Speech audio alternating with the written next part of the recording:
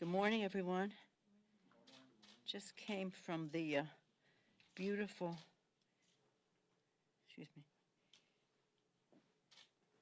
beautiful service we had. Never forget.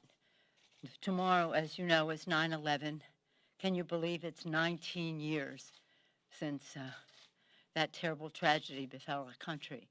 This morning at 10:03, we had a remembrance for those who died in the plane crash. My plane crashed in Shanksville, Pennsylvania. Actually, the date is tomorrow, but because so many people want to be on site on the day of. So we had a few of us there at the invitation of the flight attendants, where they read the list of people who had died on all of the flights. At 8:46, American Airlines Flight 11. At 9:03, United Airlines Flight 175. First was the North Tower. Second, the South Tower. 9:37, the Pentagon. American Airlines Flight 77 into the Pentagon. 10:03, United Airlines crashes into a field in Shanksville, Pennsylvania. That crash is memorialized right off the rotunda of the Capitol with the testimonial that the courage of those people was so remarkable, and that most likely the destination of that flight was the U.S. Capitol. If any of you have a moment in the next few days, the flowers, the tributes are all there. And tomorrow morning, we'll be on the steps of the Capitol, of course, at 8:46. Never forget, never forget, never forget the tragedy it was, of course, to our nation, that blow, but never forget what it meant to each and every family to lose a loved one. They're in our prayers forever and in our hearts as well. Again, tomorrow, we'll be on the steps of the Capitol. At the same time, it's a terrible moment for us in California. Over 2 million acres are burning. Possibly 3 million homes are evacuated. Thousands of homes destroyed. Millions more in the path of the blaze. Wildfire ash is blanketing all of the areas beyond where the fire is in the Bay Area, turning the skies to orange. I've been getting calls from my family and from constituents about it's dark. It's dark there. It's in the morning. They're waiting for the sun to come up, and it's dark all day. They need lights to drive with their headlights on. Our thoughts and prayers, of course, are with our firefighters who are so courageous. We've already lost one in this fight, and we also lost a 1-year-old boy among the 15 dead in these fires. Just the same time as we're having these horrible fires in California, when I left over the weekend to come back here for work, the guidance were that the conditions were unhealthy, smoky and unhealthy, and now it's even gotten worse than that. I salute our Mayor Breed, and our Governor Gavin Newsom, as they fight the COVID virus, fighting these forest fires and all that goes with that. Very sad time. But again, our heroes, honoring our heroes of 9/11, honoring our heroes, these firefighters fighting these fights. It's humbling. At the same time as we're having these forest fires, I had a really sad conversation with the governor of Louisiana last week. He was talking about the hurricane that hit there, the strongest hurricane in the history of Louisiana, the 5th strongest to ever hit the United States in any location. I mention these in the same context because climate change, the climate crisis, is directly related to both of them. And this weekend, I have the honor of hosting a G7. The G7, as you probably know, every year the G7 heads of state meet. About a month or two after that, the heads of parliament meet. Of course, this year, the actual events have been prevented from happening. I don't know when President Trump is going to resume the plans for a G7 meeting, but we have our G7 heads of parliament, and that will be this weekend. I'm very proud of the participation. It will be all of the speakers. Some are called presidents of parliament of the G7 nations, as well as the president of the European Union. We'll all be together virtually. Our heroes committed to protecting the environment and our planet will be participating, will be welcomed by His Holiness the Dalai Lama, opening one of our sessions, Bono another. One of my personal heroes, Jane Goodall, will be participating. And the person who's called the father of environmental justice, Dr. Robert Bullard from Southern Texas University, will be one of our all-stars. But we have, well, you have the, rather than my reading off names, you should have our press release on that. 2 secretaries of state, Secretary Kerry, Secretary Albright, 1 Secretary of Energy, a brilliant list that goes on to discuss with the speakers what our theme is. When we transferred from France, the last meeting was most recent meeting was in France 1 year ago, and then it was passed on to me to be the host for this year. We announced last year our theme would be addressing the climate crisis for economic and environmental justice. And that's what our theme will be. Of course, justice also is involved in how the COVID virus is spreading. So we will focus on the climate crisis and the COVID crisis and the economic and environmental justice involved in both. So I'm very, very proud of that. It will be streamed. You have the information as to how to participate. So there we are. Now, speaking of COVID, I want to share some numbers with you. 8 senior FDA career executives declared to USA Today, this is the heads of their centers, we're following the science to protect public health in the pandemic. Look to USA Today to see their fuller statement. Very important statement. These are serious scientists. And as we have all said, if we want the science to dominate the timing of a vaccine, we don't want it one day later than it is ready, nor one day sooner. And we have to depend on the science and not the politics of the timing. A couple of days ago, that's 8. A couple of days ago, 9 pharmaceutical companies, their heads, released an extraordinary joint statement that they would not put forward a vaccine until it had been thoroughly vetted for safety and efficacy. That means going through the FDA process of approvals. These are the companies that are doing research on the vaccines. We hope and pray for a vaccine, then as soon as it is ready, safe and efficacious. And then this week as well, 11, so we have 8 senior FDA saying we're following the science. 9 pharmaceutical companies, we're not going forward unless it's scientifically approved. 11 directors of institutes at the National Institutes of Health stated that testing as many people as possible is the key to slowing down the spread of the virus. Testing, testing, testing.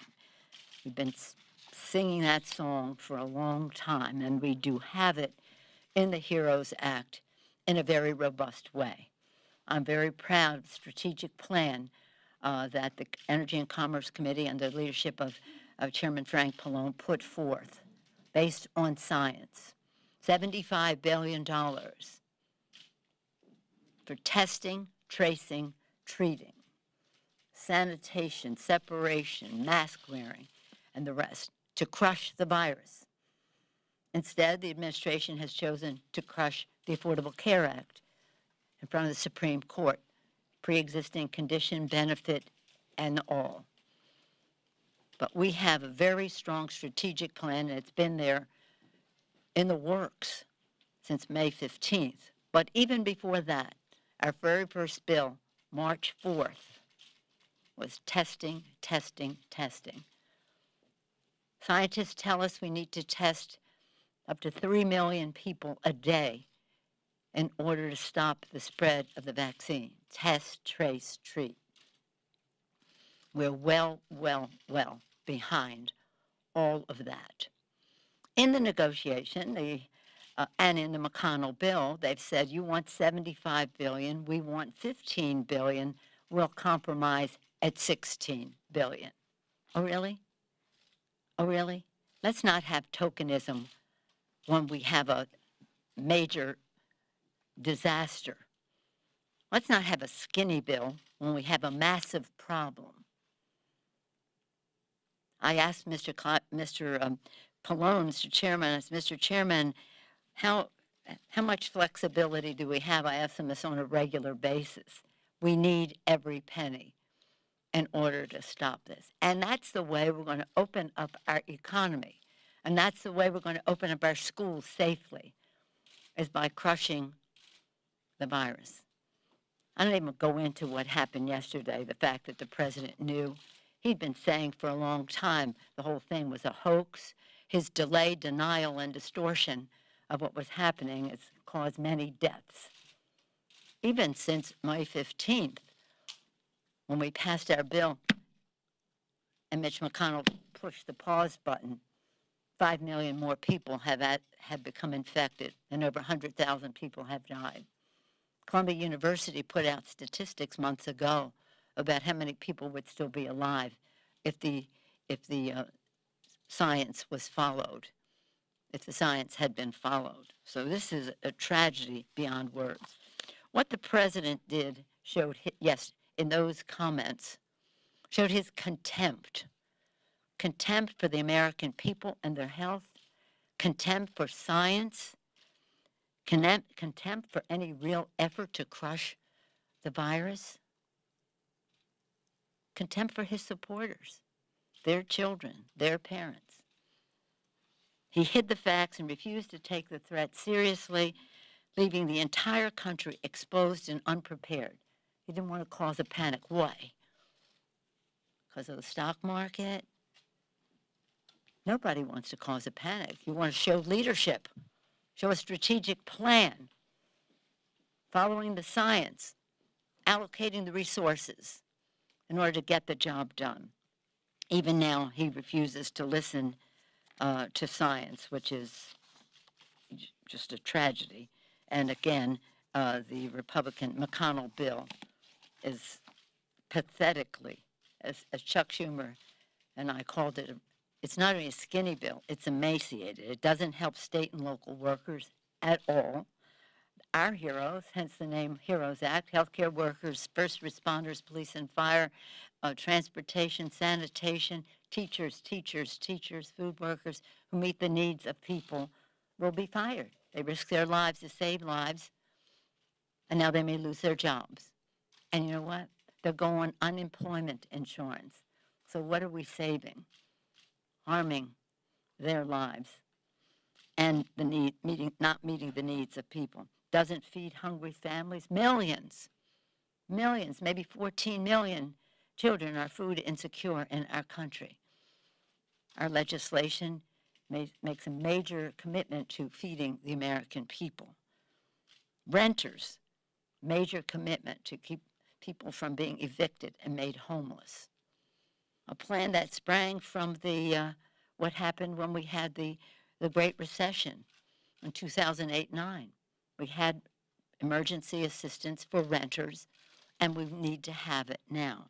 The president may have a moratorium, maybe so, maybe not, but a moratorium without money is just heaping debt on these same people who may evade eviction for the moment, but are not able to pay the rent, and that causes a problem for the landlords as well. Of course, they don't want enough money for people to cast their ballots safely. We know that. And again, I just come right back to the point. Crush the virus. Have the resources in order to do it. Open your mind to what science is proposing.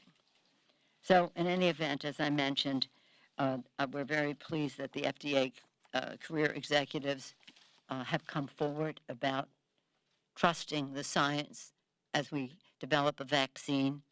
The pharmaceutical companies saying they're not moving forward unless it meets the standards, and are not, and not my view. That was an important message because of the apparent politicization of the process by the Oval Office and the directors at the National Institute. Testing, testing, testing, testing. Why would they not do that? There's so many other issues about us going back to school. I'm very proud of my members who participated in our Day of Action on going back to school. A week or so before that, they did the Day of Action to protect the Postal Service. Members and their constituents, although it's all virtual, it can't be actual, are very engaged in matters that direct practically every household in our country, directly or indirectly, certainly the Postal Service, and then the education of America's children, important to each and every one of us. Any questions? Yes, sir. Hi, I wanted to go back to the California wildfires and the wildfires in the West. If Joe Biden and the Democrats take control of the government in November, as you've predicted, do you think that major climate change legislation will be one of the first pieces of legislation out of the gates for the Democrats in the new Congress? Well, we will have, obviously, hopefully, the COVID pandemic will have subsided. If there's any thought that the Republicans in Congress will pay attention to science. Right now, they're in a place where they don't believe in science, and they don't like governance, so they don't want any reason to have to govern to call for standards to defeat the virus. But the virus, of course, has to, in order to open up our schools and our economy, it has to be first and foremost. But yes, it will be an early part of the agenda. As you probably know, or maybe you don't, when I was first speaker a number of years ago, the climate crisis was my flagship issue.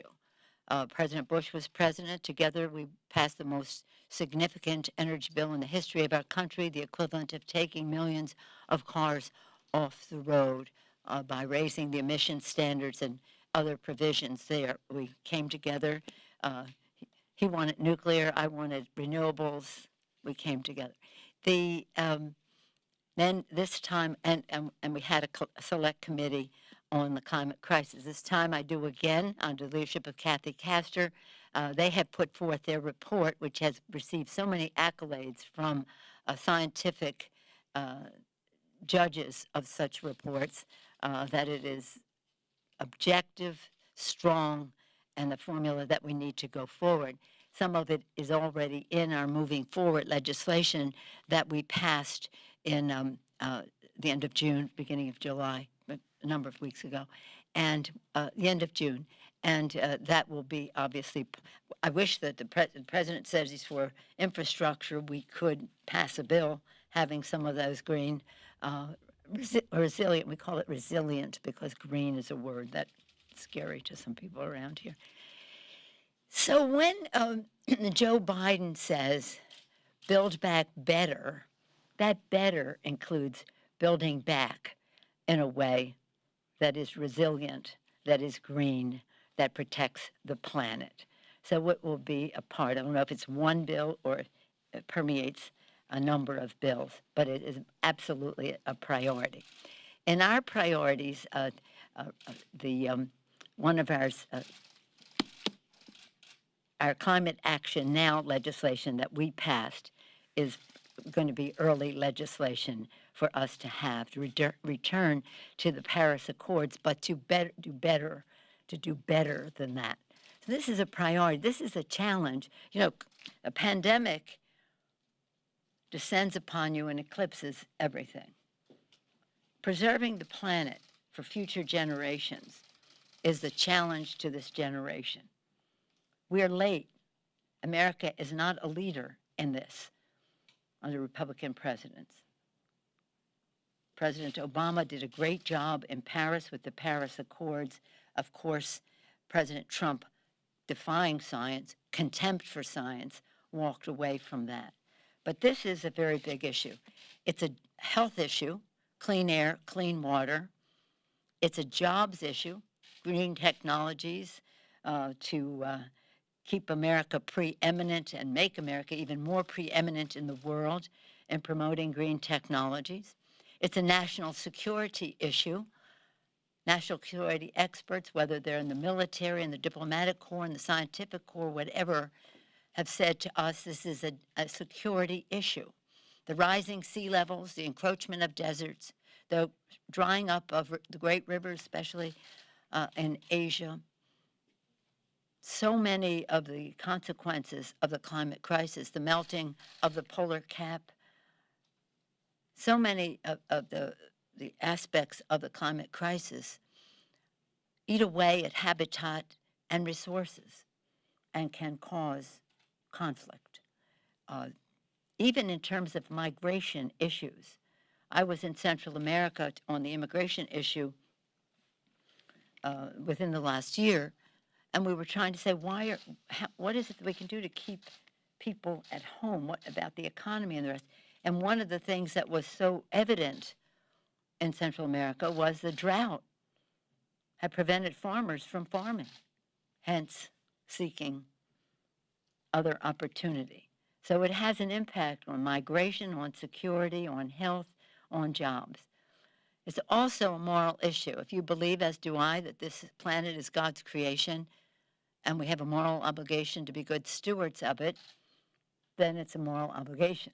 If you don't share that religious view, but you do understand that we have an obligation to handing the planet over to our children and grandchildren in a responsible way, then we all can agree on that. And so that's why I'm so excited about what we're doing this weekend with the G7. Again, focusing on addressing the climate crisis, addressing economic and environmental justice as we do so. Yes, sir. Madam Speaker, what's your outlook for getting a stimulus deal at this point? Yesterday, Mr. Schumer said there's some indication Mnuchin might move off of this $1 trillion line. Do you share that kind of optimism? And then part two on the CR, are you pushing for a CR into next year or into the lame duck? We two questions. Let me start with the CR. I have said publicly that I'm for a clean CR. Mr. Mnuchin, Mr. Secretary, has said he's for a clean CR. So we're down that path. We are now looking at anomalies and the rest, and we'll figure out the timing when we do.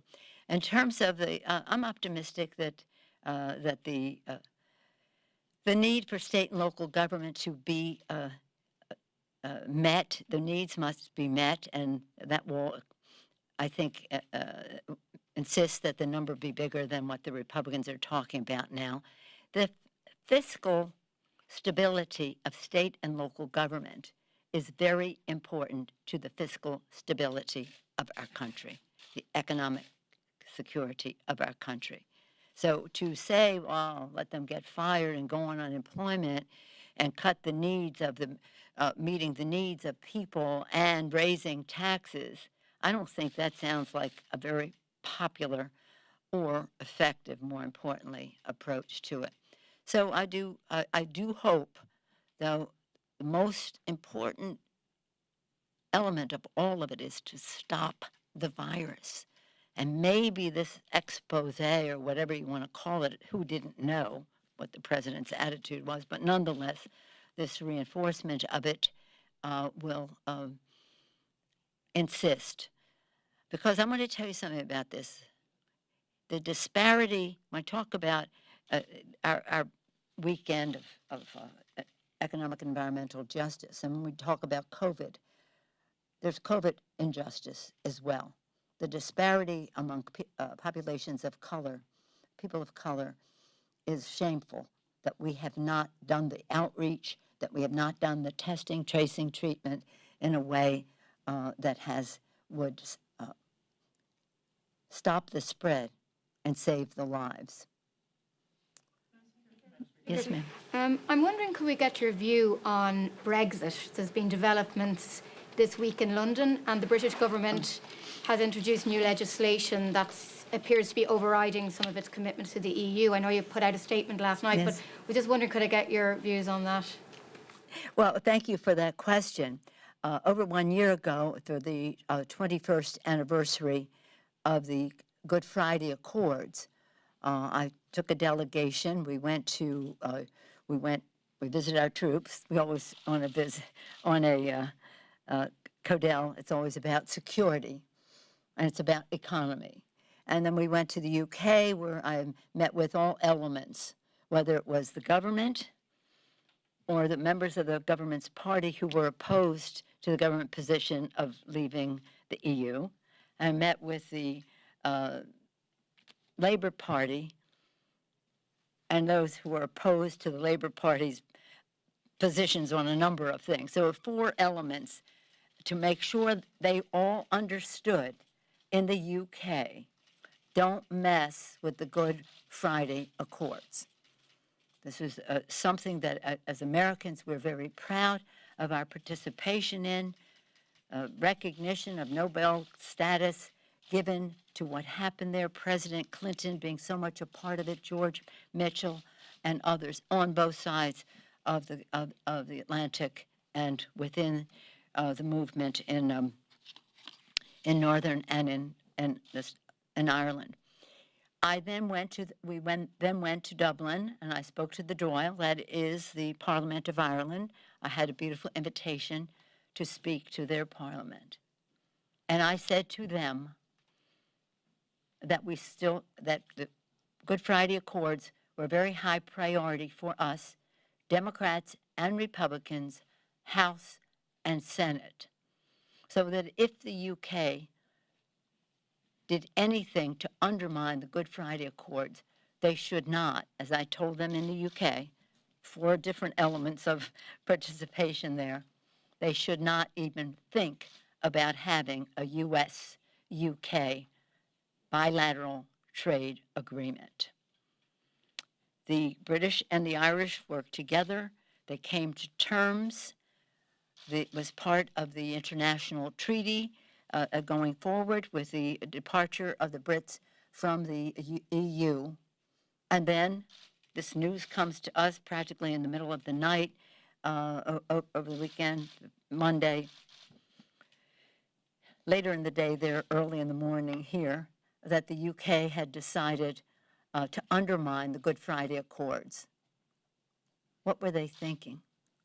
Whatever it is, I hope they're not thinking of a UK-US bilateral trade agreement to make up for what they might lose in losing the. It's up to the people of the UK for them to decide if they want to belong to the EU and the rest. That's their judgment. That's their decision. That's to be respected. But don't think you're going to get a reward if you undermine. Now, I've been to Ireland many times. I have a son-in-law whose family lives there, so we have funerals, we have baptisms, we have a lot going on in Ireland. And on one of those occasions, I took the train from Dublin to Belfast to meet up with a Codell that was up there following one of our christenings. And at that time, tanks and guns and soldiers and at the border. It was frightening, frightening. When we went for the 21st anniversary, the only way you could tell you were in Ireland or Northern Ireland was the color of the stripe on the ground. The free flow of goods, the free flow of people, the commerce, the rest of it. And they hosted us in the UK, in Belfast. The speaker there hosted us with a big, I would guess you would, reception, but it was more like a rally of children. And 2 of them spoke, a Protestant and a Catholic, seniors in high school, saying they've lived their whole lives in peace and they weren't going back. These Good Friday Accords just so beautiful, and we are not going to have them tampered with or reward any messing with them with a bilateral UK-US trade agreement. Spoken to Boris Johnson.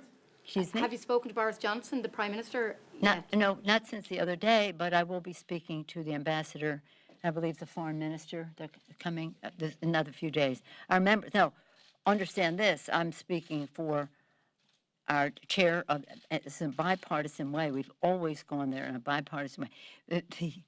Richie Neal is the president, the head, the co-chair of the Friends of Ireland.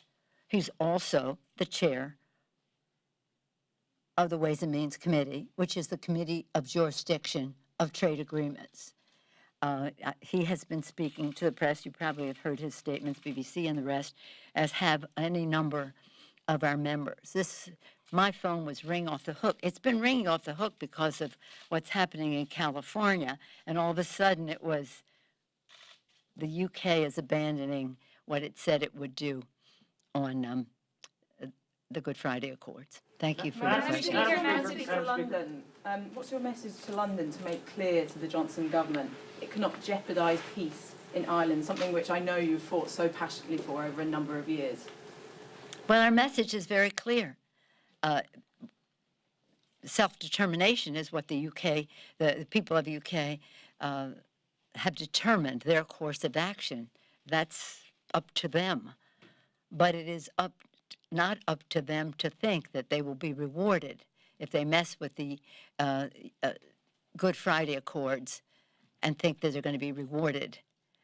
It's really sad, actually, because when they had the agreement with the previous Taoiseach, now it's a new Taoiseach, but the previous Taoiseach, it was really good news. They trusted. It was really good news, and that very same night, the Irish from all over were honoring Richie Neal, and so we had a double celebration that, okay, this is going to be okay. This is going to be okay. But it's a very simple message. They know it. They've heard it. I've said it to the Doyle. This is not anything we've hidden under a bush. There will be no bilateral U.S.-UK agreement if the Good Friday Accords in regard to the border are changed. And actually, how can they walk away from an international agreement? How do you trust that? We've made an international agreement. This is how we'll go forward. Oh, never mind. Oh, never mind. But anyway, again, their self-determination is up to them. Our trade relations are up to us. Madam Speaker. Madam Speaker. Yes. Madam Speaker. Yeah, thank you. Yeah. So. Is that you? Trying to get some What clarity. are you, all of a sudden you're sitting in the back of the room? Well, I deferred to Jamie. Oh. Thank you. So. You deferred, but you put your hand up right in front of her face, but okay. Well, in any event, can you give us some clarity from your perspective as to what a clean CR is? You know, sometimes that's in the eye of the beholder, and that could predicate how long this runs, if it runs to next year, if you have a Democratic senator or President Biden, which you might prefer to do business with, obviously. But also, if they came and said, okay, here's a little bit of coronavirus relief. No, that's not going to be on there. That's out of That's the not going question. to be there, no. One of the things, Continuing Resolutions 101. Continuing resolution is a resolution that continues the appropriations process in the same outlays as the previous year. We did very well last year in the negotiations. So to be able to continue at that rate of pay, shall we say, okay. Now, there are some what we call anomalies, some things that expire, this or that may or may not be continued, but still are technically within the definition of clean. Clean meaning no additional things. COVID would not meet that definition, and those negotiations are separate from this. And do you think if you don't get something, obviously we're going to have this procedural vote in the Senate this afternoon, it's probably not going to get anywhere here, but that probably puts an end to any effort to do coronavirus until after the election? No. Why not? No. No, I think that McConnell is being his cynical self by saying, I'll just put something on there to look like we're trying to do something while we ignore the needs of the American people, where we shy away from defeating and crushing the virus, while we say to people at their kitchen tables, we don't care if you don't have food or if you're out on the street in another month and the rest of that. But just to have to say, I put something there. Check the box. Check the box. Push the button. Pause.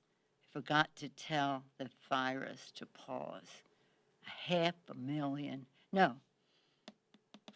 million more people infected since he pushed the pause button. 100,000 or more dead since he pushed the pause button. So this is sort of, as Chuck calls it, the emaciated. As he also said this morning, I thought, Trump lied, people died. We're in a very sad situation here. And this is a big fight because it's about the role of government to protect the American people. And that protection includes respect for science, science to stop the spread, science and not politics to determine how a vaccine will be developed and how ethically it will be distributed to people in our country. We pray for a vaccine.